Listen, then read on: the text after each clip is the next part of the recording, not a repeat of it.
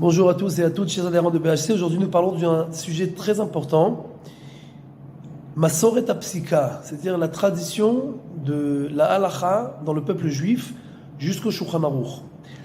La Gemara, le Talmud, qui est une œuvre énorme, où en fait est le concentré de toute la Torah orale, on est censé de ce Talmud-là tirer, nous, les lois et les halachot, par lesquels nous allons faire notre mode de vie.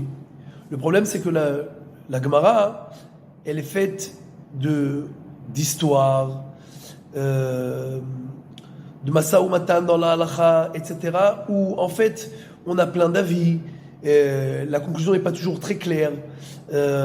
Souvent, il y a des halachot qui sont traités dans plusieurs chapitres, dans plusieurs traités, et donc on ne sait pas exactement quelle est la conclusion de la Gemara. Donc nous avons en fait trois grands commentateurs qui ont pris sur eux de faciliter la vie aux gens. Le premier, c'était le Rif, Rabbeinu Yitzhak El-Fassi, d'accord, Rabbeinu Yitzhak El-Fassi, qui a recopié en fait la Gemara, et il a enlevé dans la Gemara tous les passages qui n'ont pas trait à la halacha. Il a enlevé les histoires, il a enlevé les approfondissements dans la Gemara, etc.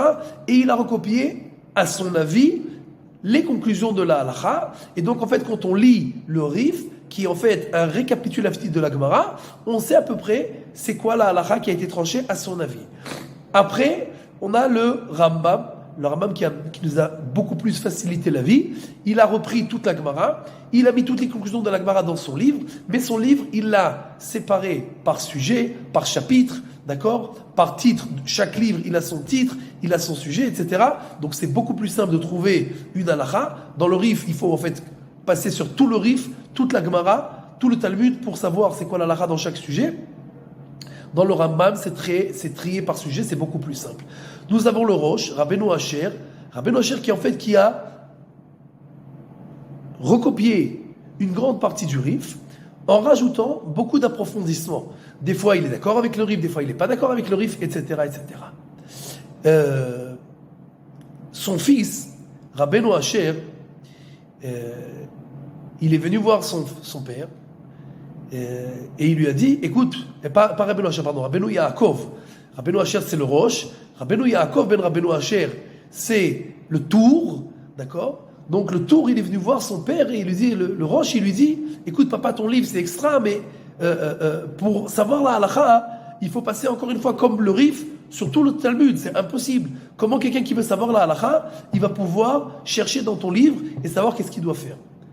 Alors le Rosh, il lui dit, qu'est-ce que tu veux faire? Il dit, je vais écrire un bouquin qui va être traité, on va avoir le journalier, on va avoir, et dans le journalier, on a les ilchot brachot, on a les ilchot de Shabbat, etc., etc. On a, après, Yoredea, c'est tout ce qui a trait au permis, à l'interdit, etc. Après, on a les femmes, tout ce qui a trait aux femmes, et après, on a tout ce qui a trait au tribunal. D'accord? Donc, c'est beaucoup plus simple, comme ça, les gens, ils pourront savoir, par sujet, où chercher, et c'est quoi la halakha. Le Rosh, il dit à son fils, écoute, c'est très bien tout ce que tu veux faire, mais pour écrire un bouquin de halakha, il faut que les gens te connaissent. Si personne ne te connaît, tu vas écrire un bouquin de halakha, pourquoi on va se fier à toi? Donc il faudrait au moins que tu écris au moins un bouquin sur la parashat Shavua, ou qu'on voit qu'est-ce que tu sais, etc. Donc le Tour, il a dit, c'est ça le problème, il n'y a pas de problème. Il revient le lendemain. En une nuit, il a écrit le Pirush Baal HaTurim sur la Torah. Vous ouvrez dans tous les Chumashim, au-dessus de Rashi, vous avez un petit Pirush qui est en fait un coup de génie du Baal HaTurim, d'accord, du fils du Rosh, qui a en fait pris tous les versets de la Torah. Il avait une tête, c'était un ordinateur, et il a fait des gématriotes, et des premières lettres, etc., et d'autres lettres, et à chaque mot, il t'écrit où ça apparaît dans tout le Tanakh, combien de fois ça apparaît. Maintenant, à l'époque, il n'y avait pas d'ordinateur. Donc, il te dit combien de fois ça apparaît dans chaque fois dans le Tanakh, etc., et il a écrit ce pirouche-là sur la Torah, et le lendemain, donc, il vient voir son père, il dit, voilà, j'écris le pirouche, maintenant je vais écrire. Son père lui dit, ok, il n'y a pas de problème, maintenant tu peux écrire.